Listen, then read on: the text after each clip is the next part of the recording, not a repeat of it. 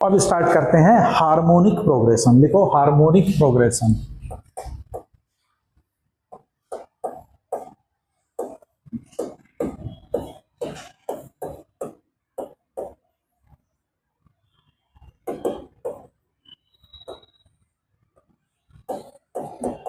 इसको हम लोग HP भी बोलेंगे, harmonic progression, that is HP, है ना।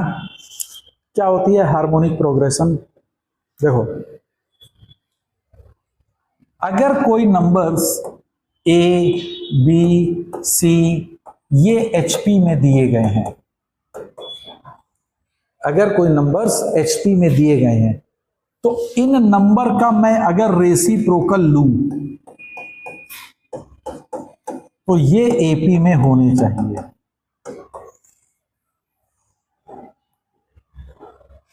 ठीक है, कि if the numbers are in harmonic progression और in HP, then their reciprocal must be in AP, है ना। क्लियर है?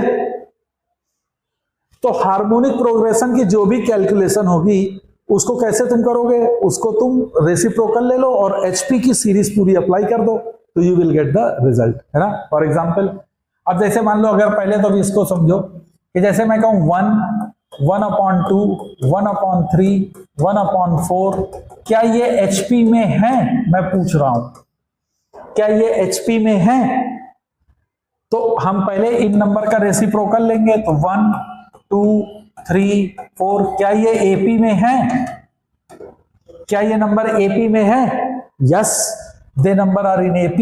तो अगर उनका रेसिप्रोकल AP में है तो ये नंबर HP में होंगे, तो दे विल बी इन HP, है ना। या कोई नंबर अगर AP में है तो उनके रेसिप्रोकल HP में होंगे। समझ में आ गई मेरी बात? बोला भाई, है ना। तो अगर किसी HP का nth टर्म निकालना है, जैसे सपोज करो कि तुमको कहा गया है nth term of an HP, किसी हार्मोनिक प्रोग्रेशन का nth टर्म हमको फाइंड आउट करना है। कैसे फाइंड आउट करोगे? मान लो कि प्रोग्रेशन दी गई है A1, A2, A3 up to AN, they are in HP। तो अगर ये HP में है तो तुरंत आपके माइंड में क्या आ जाएगा कि sir 1/A1, 1/A2, 1/A3, 1/A4 up to 1/AN, they will be in arithmetic progression। नहीं, तो अब ये AN लास्ट टर्म जो होगा 1/AN वो किसके बराबर होगा? First term plus number of terms n-1 into D। Use this formula. यहां से हम लोग nth टर्म कैलकुलेट कर सकते हैं। D क्या है? D क्या है? कॉमन डिफरेंस है किसका? AP का। D क्या है? कॉमन डिफरेंस AP का है। हम फार्मूला किसका यूज करेंगे? AP के लिए। अब इससे 1/AN निकल आएगा, तो फिर AN निकाल लोगे तो वो nth टर्म ऑफ HP आ जाएगा। कर लेंगे? बोलो भाई, nth टर्म ऑफ HP आ जाएगा? हाँ, समझ में आ रहा है कि नहीं? तो जैसे एक क्वेश्चन करो कि हम लोग कैसे करेंगे।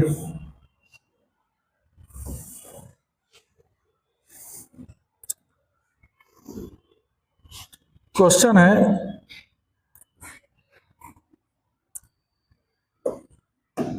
एथ and 14th term of an HP are 1/2 and 1/3 respectively. कह रहा है किसी HP का 8वां और 14वां, 8th एंड 14th टर्म जो है वो 1/2 एंड 1/3 है। क्लियर है? फाइंड इट्स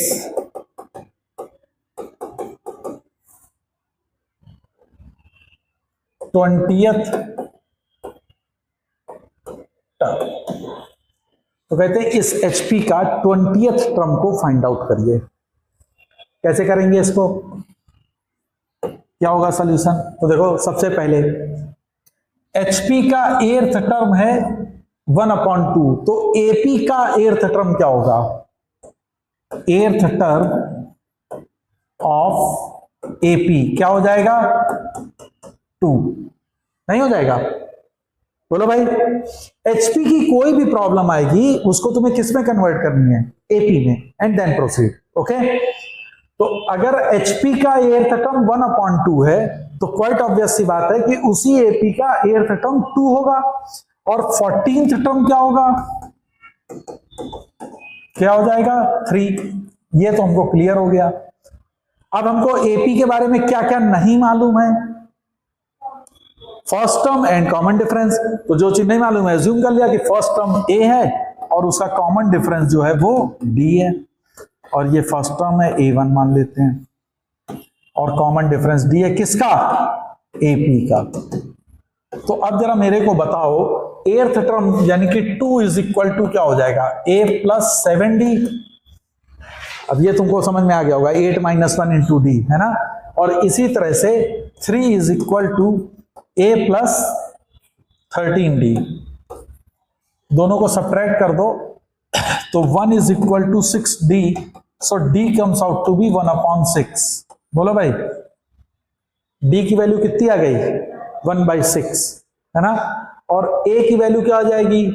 पुट कर दो किसी में भी, तो 2 is equal to A + 7/6, so A comes out to be 2 - 7/6, that is 5/6। तो उस AP का फर्स्ट टर्म जो है वो 5/6 है ना। तो इस AP का 20th टर्म क्या होगा? T20 AP का, मैं AP का निकाल रहा हूं। तो what is the 20th term of AP? A + 19 × D, 20 - 1 that is 19 × D is 1/6, और 19 × 5 = 24, 24/6 दैट इज 4 आ गया। तो उस AP का 20th टर्म कितना होगा? HP का 1/4 है ना। तो the 20th term of an HP will be 1/4। नहीं समझ में आया? इजी। HP की कोई भी प्रॉब्लम करनी है तो किस में करोगे? AP में कन्वर्ट करो and then solve the problem. Okay, clear है? तो अब इसी में हार्मोनिक मीन को भी समझ लेते हैं हम लोग, है ना। जल्दी से हार्मोनिक मीन को समझ लो। हार्मोनिक मीन,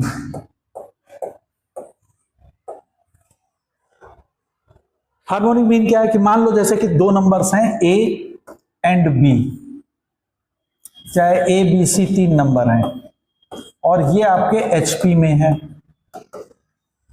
बोलो भाई, 3 नंबर्स हैं A B C and they are in harmonic progression.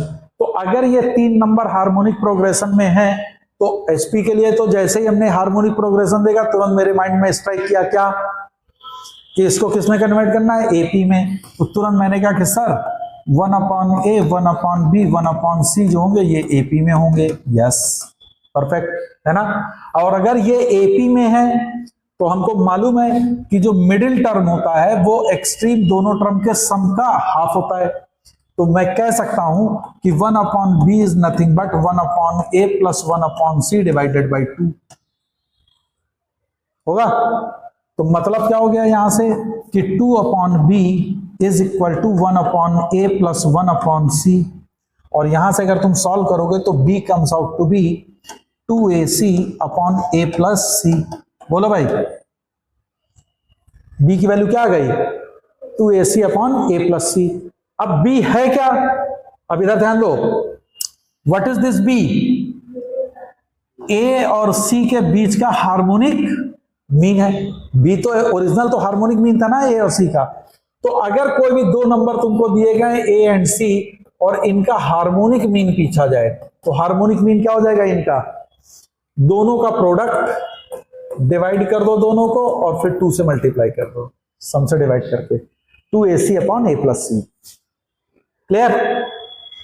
तो अब जरा ध्यान दो,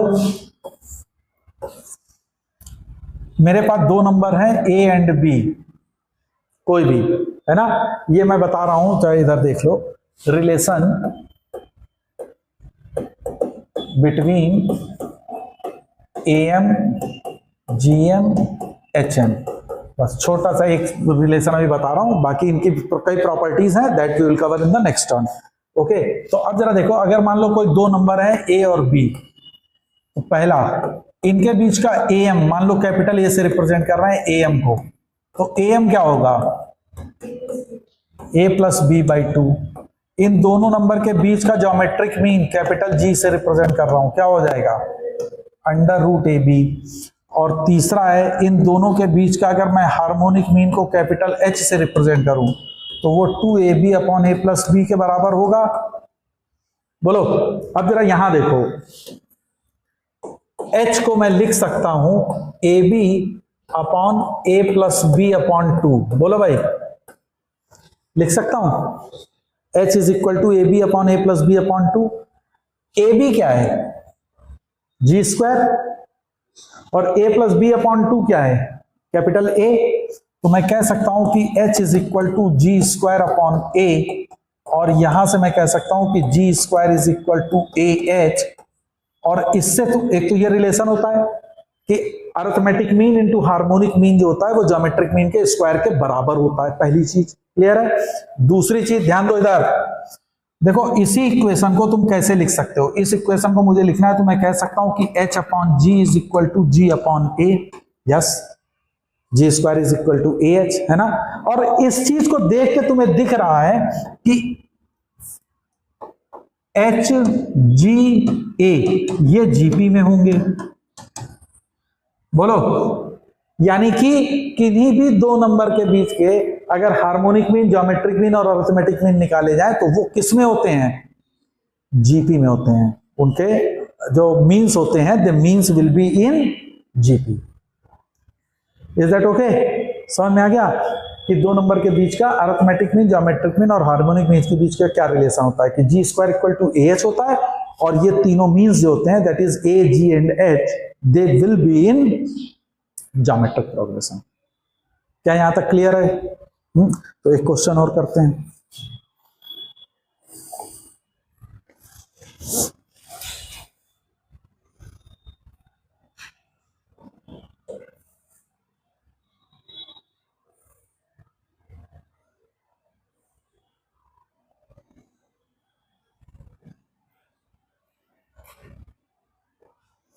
अब मान लो कि तुमसे क्वेश्चन कह दे कि 2/3 एंड 2/13 इनके बीच में 4HM इंसर्ट करो।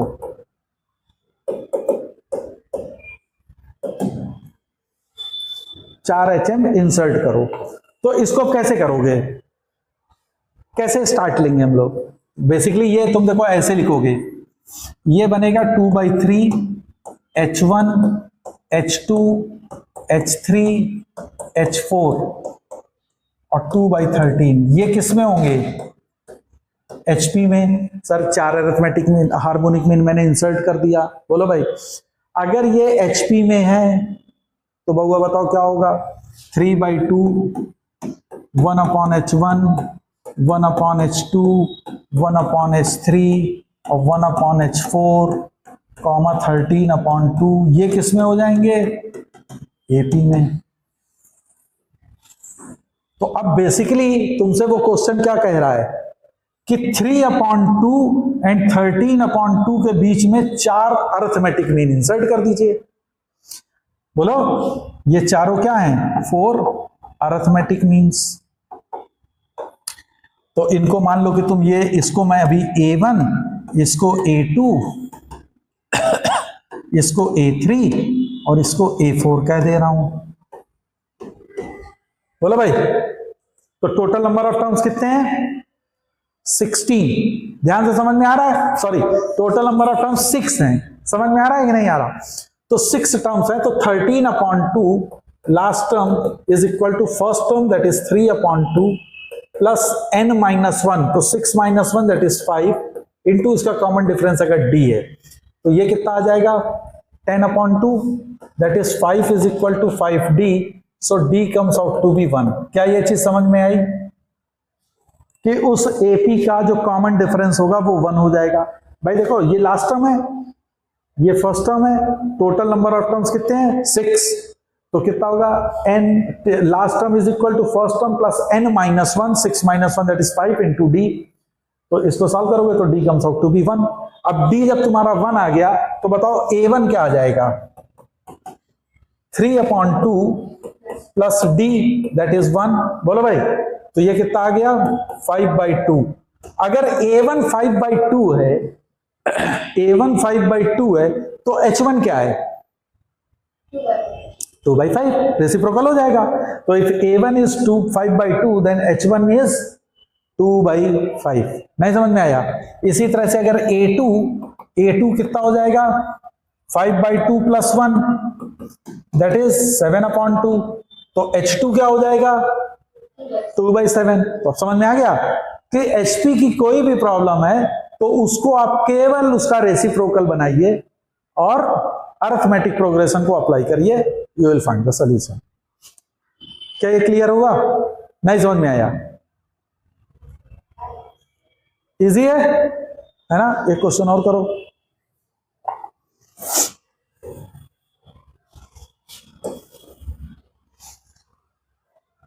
क्वेश्चन है if a is greater than 1, b is greater than 1 and c is greater than 1 are in GP। कौन? ABC जो है ये GP में और तीनों एक से बड़े हैं, है ना? तो आपको प्रूफ करना है show that 1/1 plus ln A 1/1 plus ln B and 1/1 plus ln C they will be in HP। कैसे प्रूफ करेंगे हम लोग? बोलो कैसे करेंगे? स्टार्ट क्या लेंगे? अब देखो, अगर ये नंबर GP में है, कौन? ABC GP में है, तो मैंने कहा था कि कोई नंबर अगर GP में होता है तो उसका लॉग जो होता है वो किस में होता है? AP में। तो ln A ln B ln C ये किस में हो जाएंगे? AP में। Yes sir. बोलो, अगर कोई सीरीज, ध्यान दो, AP की प्रॉपर्टीज में पढ़ी थी कि अगर कोई सीरीज AP में है तो उसमें कोई भी नंबर अगर हर टर्म में ऐड करते हैं तो वो भी सीरीज AP में ही होती है। तो 1 + 1 + 1 प्लस है तो मैं लगा दे रहा हूं कि 1 + ln A 1 + ln B and 1 + ln C ये भी AP में ही होगा। यस सर, बिल्कुल सही है ना? अब अगर ये AP में है तो इनका रेसिप्रोकल क्या होगा? HP में हो जाएगा।